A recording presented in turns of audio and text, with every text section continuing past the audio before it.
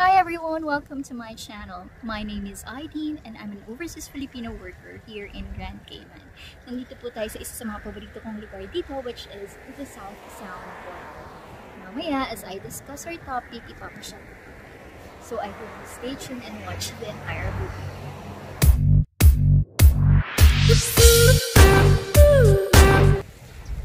Konting background lang. Grand Cayman is just one of the 3 islands here in Cayman. It's 2 sister islands, or Cayman Brac and Little Cayman. Grand Cayman is the most developed island among the 3. So paano ba ako nakarating dito sa Grand Cayman or nakahanap ng trabaho kahit wala akong kakilala or kamag-anak? Back in 2013, a company here in Grand Cayman published a job advertisement in Manila Bulletin. That's where I found out. I took a chance and sent in an application. Fortunately, I was chosen and hired. Isa po akong certified public accountant sa Pilipinas and accountant din ang napasukan kong trabaho dito.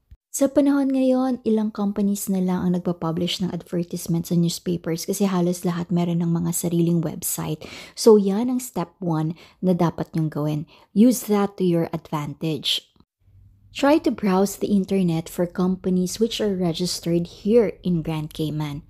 And pag may nakita kayong email address na available, sige lang, just take your chance and send in your resume. Remember, naka 4 years ako sa unang company ko dito sa Grand Cayman. And then 3 months before ng work permit expiration ko, nag-browse na ako sa internet and I started sending in my application. So 3 months before the expiration of my work permit, actually, I already got 3 job offers. Out of the 3 companies, may isang company doon na naging willing para antayin hanggang matapos yung work permit ko. And then nakiusap ako kung pwede ko makapagbakasyon kahit 1 month sa Pilipinas. Kaya yun naman yung way, kaya nakabalik uli ako at nakahanap ng trabaho dito sa Grand Cayman. Step number 2. When you start sending in your application or resume, make sure that you don't disclose false information, especially sa mga qualifications nyo. Huwag na huwag kayong mag-iimbento ng mga kakayanan nyo or experience na hindi naman totoo. Kasi eventually, they will find it out. Bakit? Dahil dito, hindi importante ang training. In fact, when I first assumed my job here in Grand Cayman, there was no turnover. I was just left with a bunch of papers and ang dami ko agad na mga problemang tin-troubleshoot. Yes, it's true that as you go along with your job, with your work, marami pa kayong matututunan na trabaho. Pero ine-expect na ng company na bago ka pa dumating dito, kung ano yung sinabi mong kakayanan mo, magagawa mo talaga or mag-contribute mo talaga sa company. Kasi pagdating dito, wala kang time para i-train kanila or walang time even para sa turnover, as in, trabaho agad. I remember, first day ko pa lang dun sa unang trabahong or sa unang company pinagtrabahuan ko, I had to deal with the insurance claim by one of our clients. Kung tutuusin, it's not accounting related and I don't even know the history of the transaction, but then I had to do it. Kasi dito you have to be prepared to multitask. Hindi porket accountant ka lang, accounting lang gagawin mo. I also did administrative and HR functions. Para naman sa inyo na interesadong malaman kung ano ba yung mga in-demand jobs dito sa Cayman Islands, well, eto po. Electrical and mechanical engineers. In-demand din ang mga CPAs and heavy equipment operator or yung mga trabaho that require specialized skills. Understandably, kahit saang bansa ang priority lagi when it comes to employment or their nationals, kaya priority dito ang Caymanians. Kaya naman sad to say, hindi in demand dito ang mga office clerks, administrative assistant, bank tellers, bookkeeper, or the like kasi marami ng Caymanians ang nag-a-apply for that position. And kapag maraming Caymanians ang nag-a-apply for that position, chances are hindi ka napapasukan or ma-approve ang work permit mo as an expat. Marami ding Filipinos dito ang nakakapagtrabaho at nakakapasok bilang domestic helpers and nannies. Number 1 requirement is marunong mag-drive. Kaya lang, preferred ng mga employers dito na nandito na sa isla yung applicant. So for nannies and domestic helpers, kung wala po kayong kakilala dito sa isla, it is best that you go through a recruitment agency. Mag-iingat lamang po kayo sa mga illegal recruiters. Pasensya na po or paunawa, sadyang hindi ako magbabanggit ng anumang companies or recruitment agencies dahil ayoko pong ma-associate ang aking sarili or ang aking YouTube channel sa anumang job recruitment activities. Para malaman nyo kung legal yung recruitment agency dito sa Cayman Islands, ask for a copy of their trade and business license. Kahit pa sa Pilipinas sila nakarehistro, dapat pa rin may counterpart sila na agency dito sa isla. Paano nyo naman malalaman na hindi fake yung business and trade license na kopya na ibibigay nila sa inyo?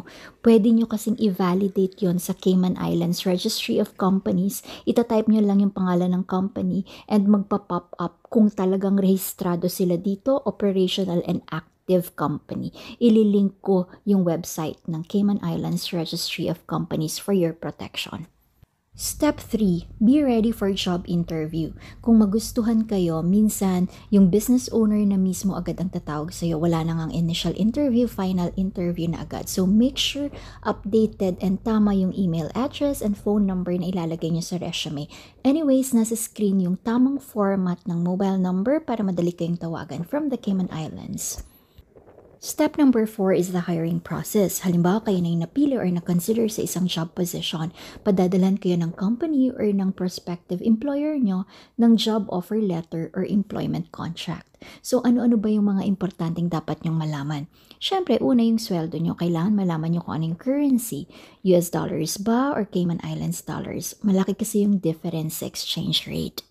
Ang susunod yung dapat malaman na yung overtime fee. For a fixed salaried employee, kagaya ko, hindi ako entitled sa overtime. Pero yung mga hourly rate employee, entitled sila sa overtime. Kailangan nyo nalang pagkasunduan yung premium.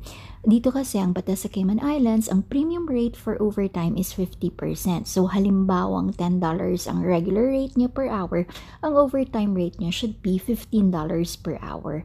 Pero depende yun sa kasunduan nyo kasi pwede nyo namang pagkasunduan na kahit overtime, ang ibabayad pa rin sa inyo ay regular rate lang. Basta pipirma kayo, the legal way of doing it is pipirma kayo ng kontrata sa Department of Labor mismo and i-witness yon ng labor official or officer dito sa Cayman Islands. Pagdating nyo na, syempre. Sunod na dapat nyo malaman, syempre yung accommodation or yung titirhan nyo dito sa isla. Kayo ang sasagot nun, hindi sasagutin nyo ng employer. Ang pinakatulong na lang nila sa inyo is hanapan kayo ng bahay. Usually salary deduction yung security deposit and yung first monthly rent. By the way, banggitin ko lang, even domestic helpers and nannies dito ay stay out, so kailangan nyo ring mag-rent ng bahay. Next is your airfare or pamasahe papunta rito.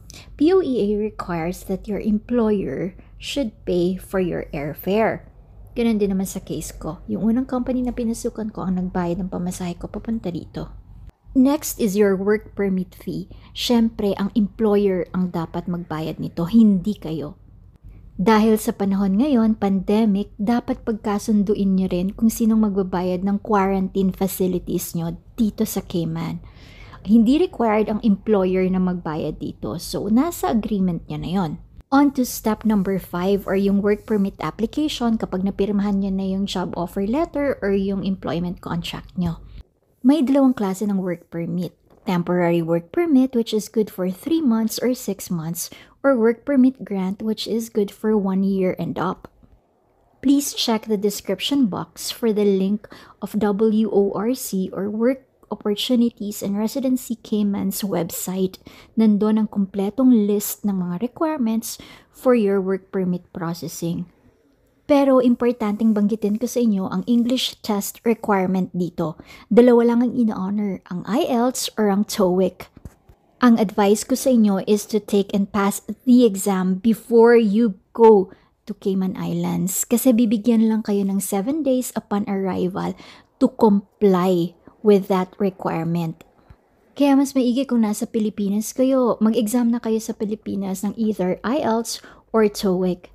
Kasi pwedeng ma-revoke or ma-cancel ang work permit nyo kapag within 7 days upon your arrival, hindi nyo na ipasa yung exam dito sa isla. Again, please check the description box. Ililink ko yung website ng Immigration Department for the complete details on English test. As you all know, bawal ng direct hire sa Pilipinas, so kailangan nyo talagang dumaan ng agency para i-process ang OEC. Ang advice ko lang sa inyo, kung kukuha kayo ng agency, kuhanin nyo na yung register dito sa Cayman Islands kasi kabisado na nila yung process dito sa isla, and at the same time, magiging madali sa kanilang makikoordinate sa employer nyo dito sa isla. I think may 2 or 3 agencies dito nang nagmamanage ay Filipinos din. So when time comes na OEC na lang talagang kailangan nyo, merong Facebook page ang Filipino community dito. Pwede kayong mag-ask ng assistance kung anong agency makakatulong sa inyo for your OEC processing. And ang last step after na maayos nyo na yung papers nyo is to comply with the Cayman Islands inbound travel in regards to COVID-19. So may mga protocols tayong dapat sundin.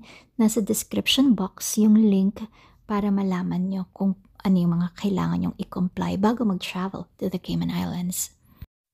So I hope nakatulong sa inyo ang video na to, and I hope nag-enjoy din kayo sa pamamasyal natin. By the way, kung napansin nyo, wala talagang nagsiswimming dito kasi ang area na to is good for walking, jogging, and fishing.